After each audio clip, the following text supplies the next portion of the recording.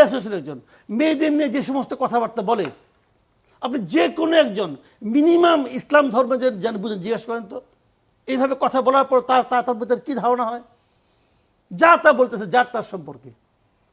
তো এগুলি কি আমার ভাবতে লজ্জা হচ্ছে যে এই লোকটা একসময় সাংবাদিকও ছিল ইলিয়াস। যে কথা বলে লাভ আছে নাকি? আসে না কেন দেশে? এত বড় বিপ্লবী তারা চেগুয়ে ভাড়া হয়ে গেছে, আসে না কেন দেশে? আসুক, আমি তাদেরকে ওপেন চ্যালেঞ্জ করি, আমার সঙ্গে বসুক, ইলিয়াস বসুক, পিনাকি বসুক, দুইজনে একসঙ্গে বসুক, ওপেন চ্যালেঞ্জ আমার, বসুক আমার সঙ্গে, দেখেন তারা লজিক দিয়ে পারে কিনা।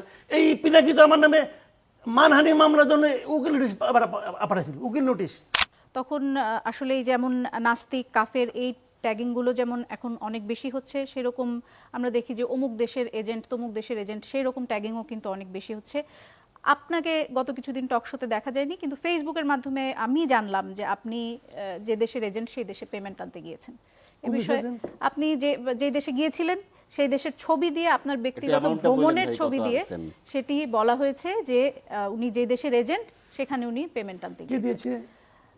ফেসবুকে একজন ইউটিউবার, আমি নাম না বলি এখানে, নাম বলেন, আমি নাম না বলি, আমার ধারণা আপনি নাম জানেন। আমি নাম জানি কিন্তু আপনি বলেন না, আপনি বলতে লজ্জা পাচ্ছেন কেন? না, আমি লজ্জা পাচ্ছি না। পিনাকি ভট্টাচার্য দিয়েছেন। পিনাকি ভট্টাচার্য কোথায় থাকে? ফ্রান্সে থাকে। ফ্রান্সে কিভাবে গেল? ইন্ডিয়া থেকে গেছে। ইন্ডিয়ায় কিভাবে গেল? এখান থেকে চোরাই পথে গেছে। তো চোরাই পথে ইন্ডিয়া গেলো, তার কোনো ইমিগ্রেশন সিল ছিল? সিল ছিল না। তো সিল না থাকলে ইন্ডিয়া থেকে পার হয়ে ব্যাংকক কিভাবে গেল? তার মানে ইন্ডিয়ার কোনো এজেন্সি তাকে হেল্প করছে। তার মানে ইন্ডিয়ায় তার প্রচুর লোকজন আছে, কে কোথায় যায় না যায় সে সঙ্গে সঙ্গে বুঝতে পারে। আমাকে বুঝতে পারছে। হ্যাঁ, আমি এখন কাহিনী বলি। আমি ইন্ডিয়া গিয়েছি, আমার ছেলে সেখানে পড়ে, দার্জিলিং আমার ছেলে পড়ে, তাও আজকে 3-4 বছর আগের থেকে। ঠিক আছে, ছেলের পরীক্ষা শেষ, তাকে আনতে ছেলের মা বাবা গেছে। যাওয়ার পর আমার ওয়াইফ বলছে আমি একটু আজমির দেখে যাব। আজমির সে যাবে, আজমির তারপর নিয়ত ছিল গেছে। আপনি তো যে কোনো কারণেই যেতে পারেন। গেছি না, আমি গেছি। এখন আমার কোশ্চেনটা হলো কি, আমি কখন বাথরুমে যাব সেটাও কি ওর কাছে বলে যেতে হবে? ওকে ওকে, ও দেশে আসুক না। ও তো এই দেশের সার্বক্ষণিক একটা আওলা লাগানোর তালে আছে। আজকে সে বিএনপির গাইলায়, কালকে এনসিপির গাইলায়, পরশুদিন ডক্টর ইউনূসকে গাইলায়, আর ওর তো আর অন্য ওর ফ্যামিলি কাহিনী আর না বললাম, ওখানে গাইলার কেউ নাই। এগুলো বলে তবে লাভ নাই। কে কি বললো না বলতে কিছু যায় আসে না আমার। আমি আচ্ছা ঠিক আছে, আমি যাওয়ার কয়েকদিন আগে, আমি যাওয়ার কয়েকদিন আগে খলিল সাহেব গেছে, খলিল সাহেব গেছেন ওই দেশে, এবং খলিল সাহেব নির্ধারিত দিনের একদিন আগে গেছে। কেন একদিন আগে গেল কেন? টাকা আনতে গেছে, টাকা আনতে গেছিল খলিল সাহেব। তো ভাই এইগুলো হলো কি, শুনেন, আপনি যখন রাস্তায় হাঁটবেন তখন অনেক কুকুর আপনার দেখে ঘেউ ঘেউ করবে। আপনাকে প্রত্যেকের কাছে যাই বলবেন ভাই তুমি কেন ঘেউ ঘেউ করতেছো, আপনি বলবেন? বলবেন না আপনি। আমি কিন্তু উত্তেজিত, কিন্তু কাজে কে কি বললো না বললো, আমি ভাই রাস্তার কুকুরকে বদার করি না, সিম্পল আমার কাছে।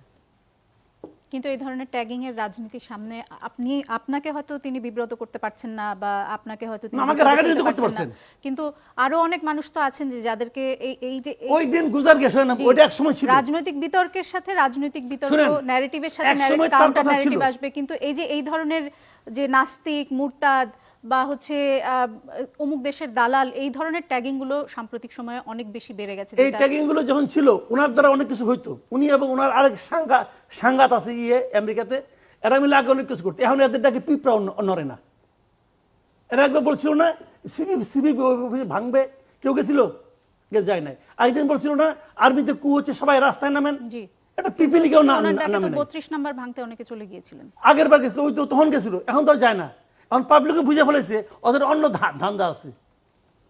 এই সমস্ত ধান্দাবাজ দেবে দেশ চলবে না। ওরা আছে দেশে একটা আওলা লাগাইয়া অন্য কোনো দেশের সুবিধা করার জন্য, ওদের ধান্দা হলো এটা। বিশেষ বিশেষ দলকে, এই যে ইলিয়াস হোসেন একজন মেয়েদের নিয়ে যে সমস্ত কথাবার্তা বলে, আপনি যে কোনো একজন মিনিমাম ইসলাম ধর্মের যেন বুঝেন জিজ্ঞেস করেন তো, এইভাবে কথা বলার পর তার ভিতরে কি ধারণা হয়, যা তা বলতেছে যার তার সম্পর্কে। তো এগুলি কি আমার ভাবতে লজ্জা হচ্ছে যে এই লোকটা একসময় সাংবাদিকও ছিল ইলিয়াস। যে কথা বলে লাভ আছে নাকি? আসে না কেন দেশে? এত বড় বিপ্লবী তারা চেগুয়ে ভাড়া হয়ে গেছে, আসে না কেন দেশে? আসুক, আমি তাদেরকে ওপেন চ্যালেঞ্জ করি, আমার সঙ্গে বসুক, ইলিয়াস বসুক, পিনাকি বসুক, দুইজনে একসঙ্গে বসুক, ওপেন চ্যালেঞ্জ আমার, বসুক আমার সঙ্গে, দেখেন তারা লজিক দিয়ে পারে কিনা। এই পিনাকি তো আমার নামে মানহানি মামলার জন্য উকিল নোটিশ পাঠাইছিল, উকিল নোটিশ আমাকে পাঠাইছিল এই ধানমন্ডি এক ল ফার্ম দিয়ে।